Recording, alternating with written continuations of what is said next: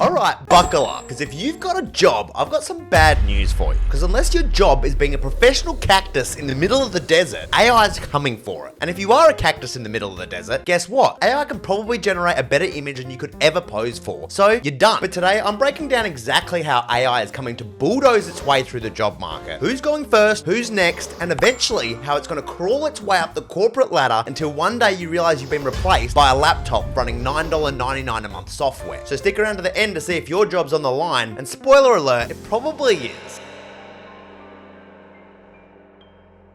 First up, we got customer service. AI has already become the go-to middleman between you and getting your Wi-Fi fixed. You used to call a hotline, sit on hold for 40 minutes, all to finally talk to some poor, underpaid guy in a basement who just finished answering his 78th call about someone complaining they can't watch Squid Game Season 2 because their network keeps shitting itself. But now, you don't even get the angry human. You get an AI voice named support bot who's gonna ask you, have you tried turning it off and on again 47 different times? Until eventually you just get pissed off and hang up anyway. And the problem is companies are already loving it, because the bots don't get tired, they don't cause HR issues with Janet from accounting, and they don't spend 30 minutes hiding in the bathroom scrolling TikTok, as well as them being able to handle thousands of calls at once without even blinking. Probably because they can't blink. But yeah, customer service reps, gone. Next, we've got cashiers. Now, you've probably already noticed cashiers are becoming extinct, going to your local Walmart or Target and just seeing people lined up at those self-serve machines, all scanning their own stuff, and there's only one employee running around trying to fix all the red lights and beeping going off because people are either stealing or putting their bread in the bagging area too early. And with the noise those things make, if you put your bread in the bagging area too early, you might as well get handcuffed and go straight to prison. But even with all the stealing and all the faults that go on with these machines, companies are sticking by them because they're saving them money on paychecks, they stop employees stealing shit from the till, and these machines don't call in sick because they had a massive Tuesday night shotting tequila. And best of all for the customer, they don't judge you when you're going through the checkout at 2 a.m. with condoms and frozen pizza. It's kind of a W. Then we got fast food workers. McDonald's has already started to test AI-powered drive-thrus, and honestly, there's probably not much difference between a bored teenager with a headset and a robot on a terrible sounding speaker. Either way, you're repeating no pickles 47 different times. Not to mention even the cashiers themselves have been replaced at fast food restaurants with those big tablets that are always janky and freezing up all the time. But nonetheless, you still don't have the factor of the fast food worker judging you when you're adding a family meal and just going to sit by yourself. But the benefit of this is fast food chains everywhere are saving money on wages, never have to worry about staff spitting in your nuggets, or even the AI showing up hungover. Sure, your order will still get messed up, but now it'll be ChatGPT's fault instead of Kyle in the back blasting his sick SoundCloud rap. Now we'll move a bit further down the track with truck drivers. Millions and millions of people make a living hauling goods across highways, but unfortunately for them, self-driving trucks are already being tested right now. These things can stay awake 24/7, don't get DUIs, and don't stop at sketchy motels to cheat on their missus. And all the big companies are getting super excited about it, because they can have these trucks driving non-stop, generate more money, get jobs delivered on time more often, save money on maintenance as the trucks will just wear less because they never need to be switched off, as well as possibly have less accidents as AI computers are always 100% aware. Well, kind of, because human error is still a factor on the road, as the AI is still yet to pass every single instance of odd road blockage